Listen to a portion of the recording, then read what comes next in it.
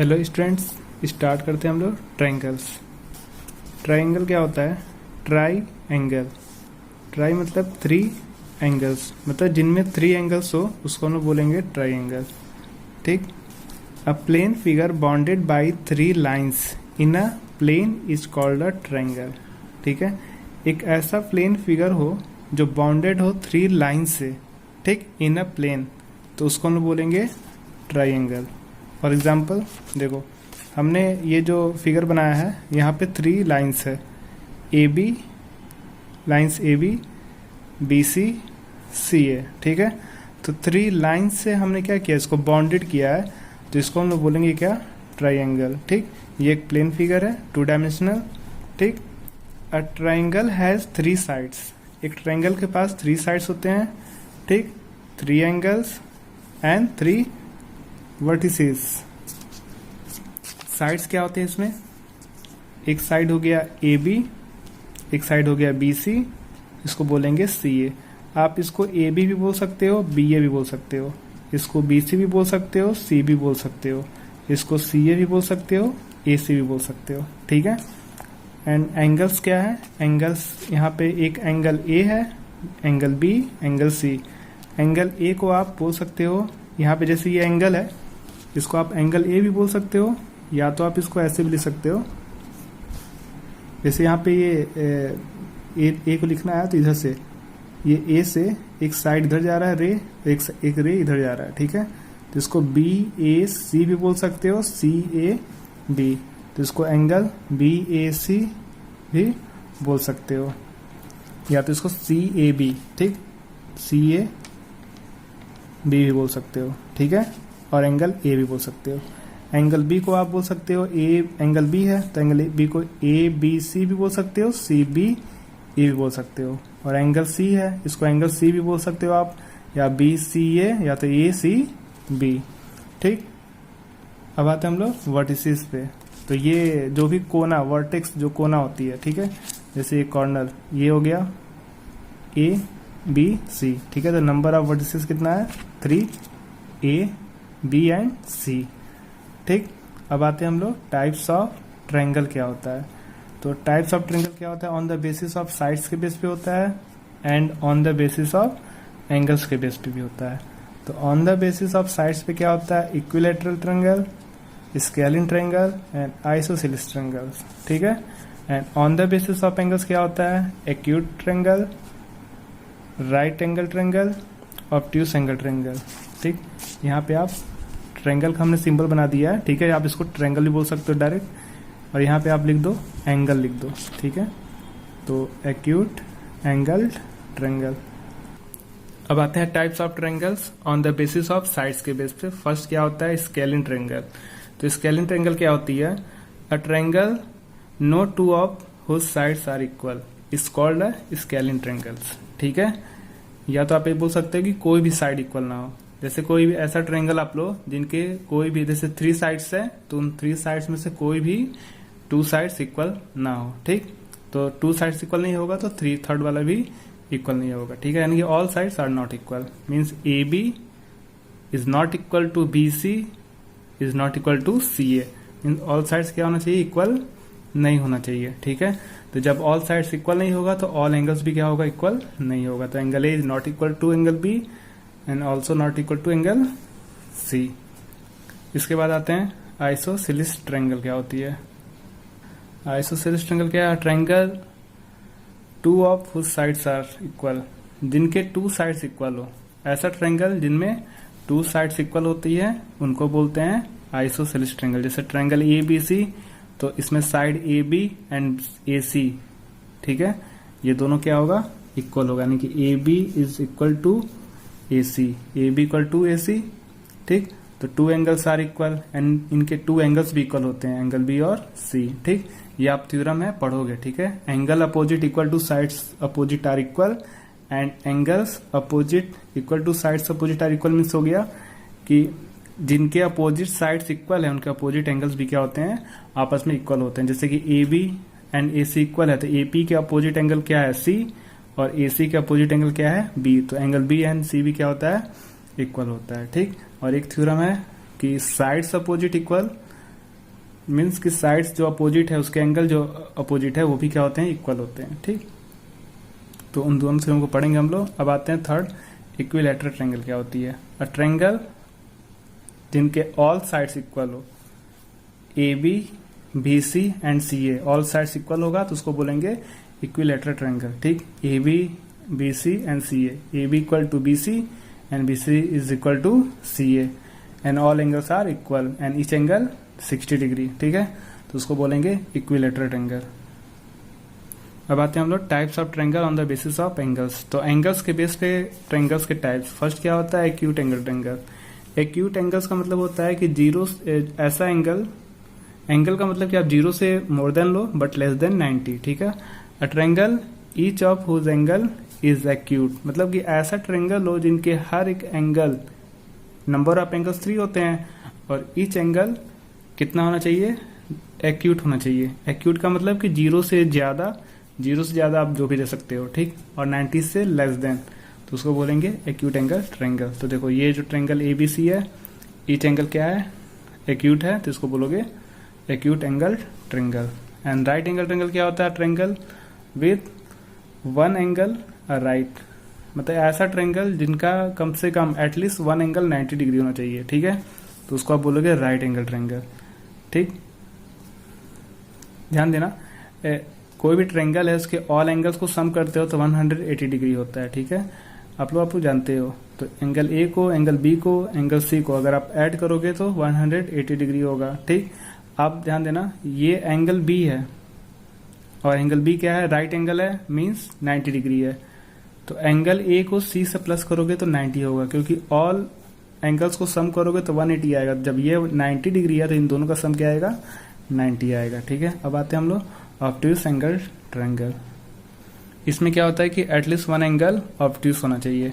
जैसे ट्रायंगल है तो इसका एक एंगल ऑब्ट्यूज है, तो इसको बोलोगे ऑब्ट्यूज एंगल ट्रायंगल। ऑब्ट्यूज का मतलब कि 90 से मोर देन एंड 180 से लेस देन, ऐसा ट्रायंगल जिसका कम से कम एक एंगल 90 से ज्यादा हो बट 180 से कम हो, उसको बोलेंगे ऑब्ट्यूज एंगल ट्रायंगल।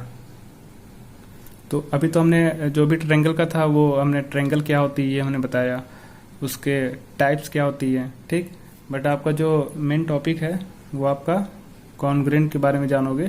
ठीक, कॉन्ग्रुएंट क्या होती है इसको पढ़ते हैं अभी। तो कॉन्ग्रुएंट मीन्स होता है कि इक्वल इन ऑल रेस्पेक्ट और figure whose shape and size are both the same, मतलब कि आप ऐसा कोई फिगर्स लो, ठीक है, जिनके शेप और साइज दोनों क्या हो, सेम हो, एक जैसा हो। ठीक, जैसे फॉर एग्जांपल हमने कोई क्वाइंस लिया, जैसे क्वाइन आप लेते हो, जैसे 5 रुपये का क्वाइन लिया आपने, जो रुपया आता है, सिक्का आता है, तो 5 रुपीज का जो सिक्का आता है, जो क्वाइन आता है, वो आप एक जैसा कोई क्वाइन लो, जैसे कि जो अभी नया नया आ रहा है जो 5 रुपीज का, तो उसके कोई भी 2 क्वाइंस को लो।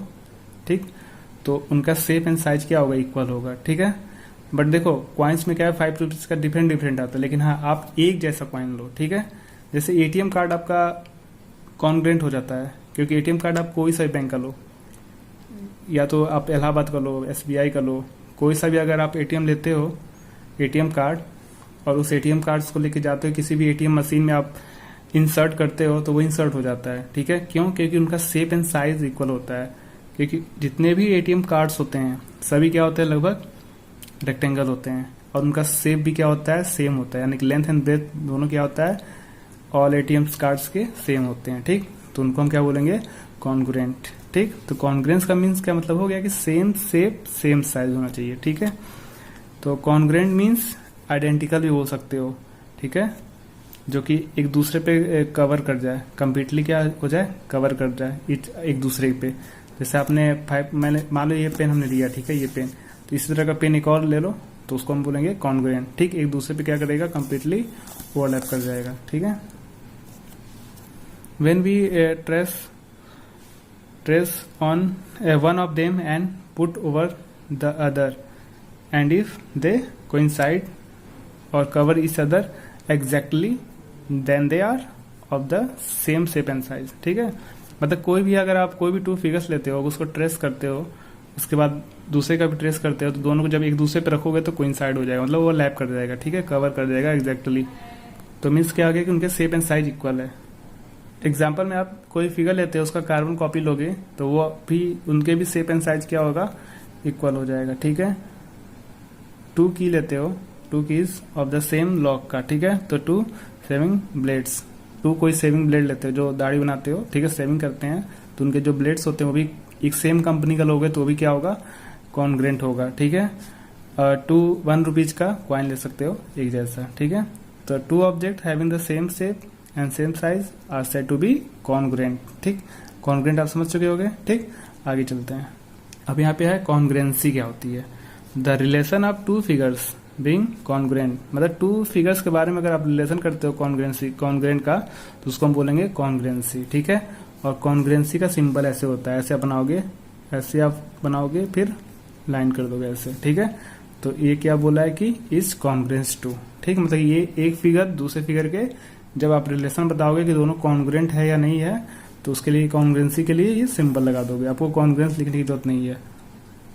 अब आते हैं हम लोग different types of congruent figures. तो फर्स्ट पढ़ेंगे हम लोग कॉन्ग्रेंसी ऑफ प्लेन फिगर। कोई भी 2 प्लेन फिगर्स कॉन्ग्रेंसी उसका कैसे हो सकता है कि 2 प्लेन फिगर्स आर कॉन्ग्रेंट। ठीक है, इफ ईच वेन सुपरपोज मतलब कि एक दूसरे पे ओवरलैप कर जाए ऑन द अदर। ठीक, कवर इज एग्जैक्टली, तो उसको बोलोगे फिगर 1 फिगर 2 की क्या है, कॉन्ग्रेंसी है। ठीक, तो आप ऐसे लिखोगे फिगर 1 यानी F1 कॉन्ग्रेंसी to figure 2।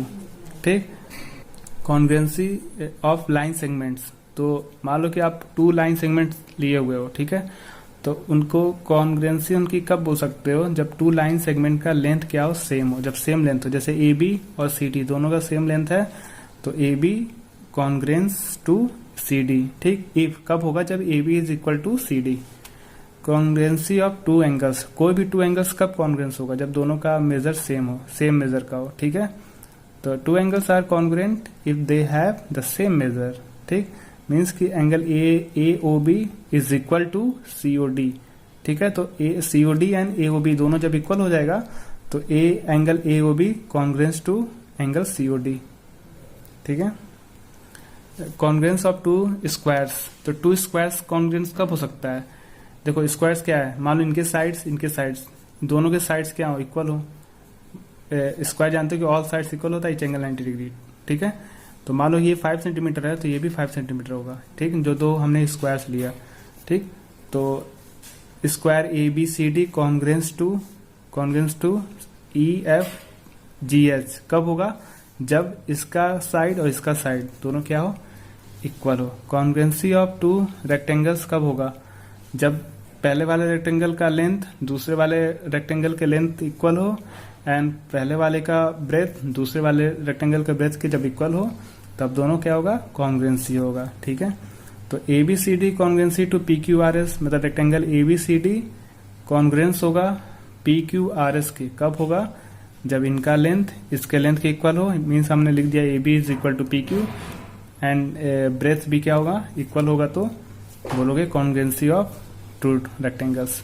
कॉन्ग्रेंसी of 2 circles कब हो सकता है, कि जब 2 सर्कल्स का सेम रेडियस हो, मतलब पहले वाले का रेडियस दूसरे वाले का रेडियस दोनों सेम हो। ठीक है, मीन्स मान लो हमने सर्कल 1 लिया, इसका रेडियस R1 है, इसका R2 है, तो R1 एंड R2 दोनों जब इक्वल हो जाएगा तो सर्कल 1 एंड सर्कल 2 दोनों क्या हो जाएगा, कॉन्ग्रेंसी हो जाएगा। तभी देखो अगर थोड़ा सा भी रेडियस बढ़ा दोगे तो ये सर्कल क्या होगा, बड़ा होगा और दोनों को ओवरलैप नहीं करेगा। तो अब आते हैं हम लोग कॉन्ग्रेंसी ऑफ ट्रायंगल्स क्या होती है। ठीक है, तो हमको ट्रायंगल्स के ही बारे में पढ़ना था, वो तो मैंने एग्जांपल में बता दिया कि कॉन्ग्रेंसी क्या होती है। ठीक, तो स्टार्ट करते हैं हम लोग कॉन्ग्रेंसी ऑफ ट्रायंगल्स। तो 2 triangles are congruent if pair of corresponding sides and corresponding angles are equals, congruent. ठीक है, तो कोई भी 2 ट्रायंगल्स कब कॉन्ग्रेंट हो सकता है, जब उसके जो भी करेस्पॉन्डिंग साइड्स है पेयर में और करेस्पॉन्डिंग जब एंगल्स क्या हो, कॉन्ग्रेंट हो, तभी वो दोनों ट्रायंगल्स कॉन्ग्रेंट हो सकता है। तो हमने फॉर एग्जांपल लिया एक ट्रायंगल लिया है ABC और PQR लिया हमने। ठीक है, तो AB के करेस्पॉन्डिंग PQ इक्वल होना चाहिए, BC और QR इक्वल हो, CA PR इक्वल हो। ठीक है, यहाँ पे करस्पॉन्डिंग होना चाहिए। जैसे ये मान लो ये 90 डिग्री है तो ये हाइपोटेनियस है, ये भी हाइपोटेनियस है, तो दोनों हाइपोटेनस इक्वल होना चाहिए, ठीक है, दोनों का परपेंडिकुलर इक्वल होना चाहिए, दोनों का बेस इक्वल होना चाहिए एंड ऑल एंगल्स भी इक्वल होना चाहिए, ठीक है, तब दोनों ट्रायंगल्स को बोलोगे कि ये कॉन्ग्रुएंसी है, ठीक है। तो वही हमने लिखा है A B is equal to P Q, B C equal to Q R, C A equal to P R या आर पी, ठीक है।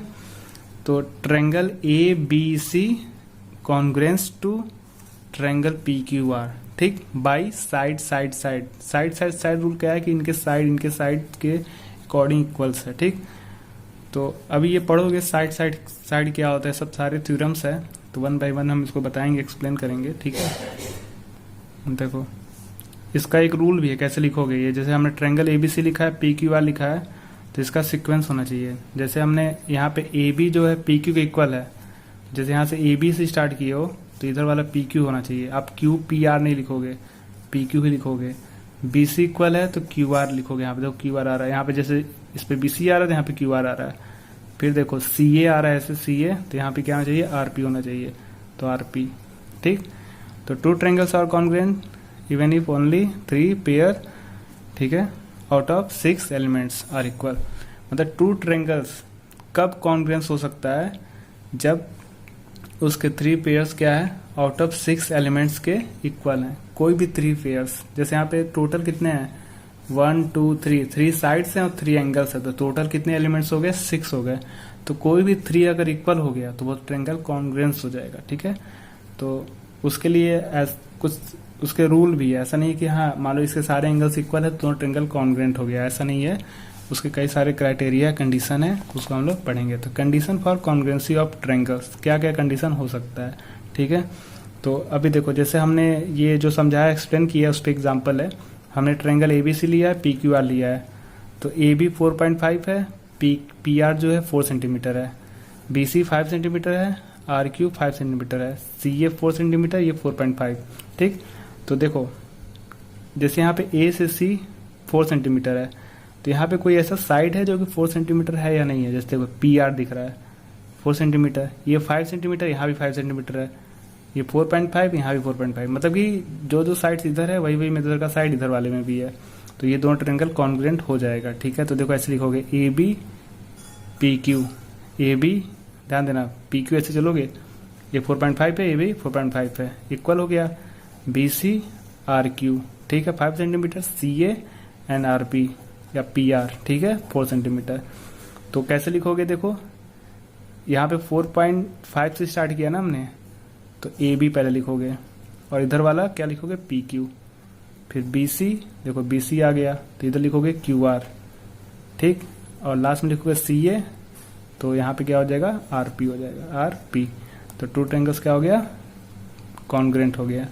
अब ध्यान देना कि जब टू ट्रायंगल्स जब कॉन्ग्रुएंट होता है तो इसके करस्पॉन्डिंग एंगल्स भी इक्वल होते हैं, ठीक है, यानी corresponding parts of congruent triangle, जैसे सीपीसीटी आप बोल दोगे। तो जैसे मान लो ये दोनों ट्रायंगल कॉन्ग्रुएंट हो गया तो पूछा जाए कि एंगल ए एंगल पी के तब इक्वल हो जाएगा, ठीक है, एंगल बी आर के इक्वल हो जाएगा, एंगल सी क्यू के इक्वल हो जाएगा, ठीक। If two triangles are congruent then corresponding parts of congruent triangle are equal, ठीक। अगर कोई भी टू ट्रायंगल्स क्या है, कॉन्ग्रुएंट है, तो इसका मतलब कि उसके करस्पॉन्डिंग जो भी पार्ट बच गया वो भी उसके इक्वल हो जाएगा दूसरे वाले ट्रायंगल के। तो जब दोनों ट्रायंगल कॉन्ग्रुएंट हो गया तो इसके ए के करस्पॉन्डिंग कौन आ रहा है, पी आ रहा है, क्योंकि देखो इधर 4 है, इधर 4.5 है, इधर भी 4 है, इधर 4.5 है। बी की करस्पॉन्डिंग आर आ रहा है, सी के करस्पॉन्डिंग क्यू, तो ये भी क्या होगा, इक्वल हो जाएगा, ठीक। बाई सी पी सी से लिख दोगे A P B Q C R, C P C T are always equal, ठीक। ऑलवेज राइट कॉन्ग्रुएंस ट्रायंगल पर सी पी सी टी, ठीक, विच मीन्स क्या होता है कि टू ट्रायंगल्स इज करेक्ट। ये मतलब मैं लिख रहा हूँ कि सीपीसीटी का मतलब क्या होता है, ऑलवेज इक्वल होता है, ठीक है, corresponding parts of congruent triangle always equal होते हैं, ठीक है। ऑलवेज राइट कॉन्ग्रुएंसी को आप ट्रायंगल को लिख सकते हो पर सीपीसीटी, विच मीन्स अगर ए बी, या हमने जो बताया था ना कि A B C P Q R, यहाँ पे तो आप जो ए बी सी लिखे हो, A B C P Q R, ये करेक्ट है, लेकिन अगर थोड़ा सा भी सीक्वेंस चेंज कर दो, जैसे आपने एबीसी लिखा, यहाँ पे पी क्यू आर इसके सीक्वेंस से चल रहा है, आपने कुछ और लिख दिया, जैसे आपने यहाँ पे क्यू पी आर लिख दिया, तो ये गलत हो जाएगा, इज नॉट करेक्ट, ठीक है। तो two triangles are congruent then corresponding parts of congruent triangle are equal, यानी कि ट्रू ट्रायंगल्स क्या है, जब कॉन्ग्रुएंट है तो उसके करस्पॉन्डिंग पार्ट्स भी क्या होते हैं, इक्वल होते हैं। ठीक है, if corresponding parts of congruent triangle are equal then triangles are congruent. ठीक है, तो इसके क्या है क्राइटेरिया है कॉन्ग्रुएंसी के ट्रायंगल्स के होने का, तो two triangles are congruent when they are equal in all respect, क्या क्या होना चाहिए, साइड्स इक्वल एंड एंगल्स। ठीक है, तो congruent triangle have exactly the same side and angle. तो इसके क्राइटेरिया क्या क्या है, देखो फर्स्ट क्राइटेरिया क्या है, साइड साइड साइड, सेकेंड क्या होता है साइड एंगल साइड, थर्ड क्या होता है एंगल साइड एंगल, फोर्थ क्या होता है angle angle side, and last fifth क्या होता है RHS, राइट हाइपोटेनियस साइड्स। ठीक है, तो ये 5 क्राइटेरिया है कि अगर इस क्राइटेरिया को ट्रायंगल फॉलो कर गया तो ट्रायंगल कॉन्ग्रुएंट हो जाएगा। ठीक, अब देखो एंगल एंगल एंगल जैसे हमने लिखा नहीं लिखा है क्योंकि वो एंगल एंगल एंगल कॉन्ग्रुएंसी नहीं होगा। ठीक, तो बस इसी 5 क्राइटेरिया को अगर वो फॉलो करता है तो ट्रायंगल्स क्या हो जाएंगी, कॉन्ग्रुएंट हो जाएंगी। तो फर्स्ट क्या होता है साइड साइड साइड, SSS। तो देखो if 3 sides of one triangle are equal to the 3 sides of another triangle then the 2 triangles are congruent. मतलब कह रहा है कि अगर कोई भी 2 ट्रायंगल्स आपने लिया है तो पहले वाले के तीनों साइड्स दूसरे वाले के तीनों साइड्स करस्पॉन्डिंग क्या हो, जब इक्वल हो जाता है तो दोनों ट्रायंगल कॉन्ग्रुएंट हो जाता है। ठीक, मीन्स कि कोई भी 2 ट्रायंगल्स दिया हुआ है तो इसके ऑल साइड्स करस्पॉन्डिंग इसके ऑल साइड्स अगर इक्वल हो गया तो दोनों ट्रायंगल कॉन्ग्रुएंट हो जाएगा by side side side rule से। ठीक है, जैसे देखो AB जो है PQ के इक्वल है, देखो डबल डैश लिखा हमने, AB equal to PQ and BC किसके इक्वल है, QR के। देखो यहाँ पे ट्रिपल डैश लिखा है, हमने कलर भी चेंज किया है, यहाँ पे ब्लैक लिखा है, यहाँ पे रेड किया है, यहाँ पे ब्लू किया है। सिंगल डैश है यानी कि CA PR के इक्वल है। ठीक, तो इन दोनों ट्रायंगल्स के साइड्स करस्पॉन्डिंग इक्वल है तो ट्रायंगल ABC क्या हो जाएगा, PQR के क्या हो जाएगा, कॉन्ग्रुएंट हो जाएगा by side side side rule से। ठीक है, सेकेंड क्या होता है साइड एंगल साइड, मतलब कि कोई भी 2 ट्रायंगल्स है अगर उनके 2 साइड्स और इंक्लूडेड एंगल्स अगर इक्वल है तो उनको बोलेंगे साइड एंगल साइड क्राइटेरिया। ठीक है, तो if 2 sides and the included angle, मतलब 2 साइड्स के बीच में जो इंक्लूड हो रहा है उससे जो इंक्लूडेड एंगल है पहले वाले ट्रायंगल का यानी one triangle are equal to the corresponding sides and angle of another triangle. ठीक है, देन 2 ट्रायंगल्स आर कॉन्ग्रुएंट। अब ध्यान देना यहाँ पे ABC या PQR है तो AB जो है PQ के इक्वल है तो ये साइड हो गया, और BC जो है QR के इक्वल हो गया, ये भी साइड हो गया। तो 2 साइड्स से जो इंक्लूडेड एंगल बन रहा है, इन दोनों साइड से जो एंगल बन रहा है ये Q बन रहा है, और इन दोनों साइड से एंगल जो बन रहा है B बन रहा है। ठीक है, अगर ये इक्वल हो गया, ये साइड इसके इक्वल हो गया, ये एंगल इसके इक्वल हो गया और ये साइड इसके इक्वल हो गया, तो दोनों ट्रायंगल क्या हो जाएगा, congruent. AB is equal to PQ, angle B is equal to Q and BC is equal to QR। ठीक है, तो साइड एंगल साइड, तो दोनों ट्रायंगल कॉन्ग्रुएंट हो जाएगा by side angle side rule से। ठीक है, इसको क्राइटेरिया बोल सकते हो। तो जैसे आपने साइड एंगल साइड वाला पढ़ा है वैसे ही एंगल साइड एंगल का भी है। ये साइड एंगल साइड में क्या था कि 2 साइड्स इक्वल हो, इंक्लूडेड एंगल इक्वल हो। यहाँ पे सेम उसका अपोजिट हो रहा है कि 2 एंगल्स इक्वल हो उससे जो इंक्लूडेड साइड है। जैसे ट्रायंगल ABC लिया हमने, PQR लिया, तो एक साइड BC और QR ये दोनों क्या है, इक्वल है। देखो जो कलर इक्वल जो इक्वल है उसका हमने सेम कलर लिया, जैसे रेड और रेड। अब ये ब्लू लिया है तो ये ब्लू के इक्वल है, ये ब्लैक लिया है तो ये ब्लैक के इक्वल है। ठीक है, तो ये साइड और इससे जो इंक्लूडेड, देखो ये एंगल B एंगल Q के इक्वल है, एंगल C R के, और इन दोनों एंगल पे क्या है इंक्लूडेड साइड ये है QR एंड BC। तो if 2 triangle are congruent, if 2 angles and the included side of one triangle are equal to the corresponding angles, ठीक है, and side another triangle। तो देखो angle B is equal to angle Q and BC is equal to QR, angle C is equal to angle R। तो triangle ABC congruence to triangle PQR। ठीक है, by angle side angle से। ठीक है, अब आते हैं हम लोग एंगल एंगल साइड रूल क्या होता है।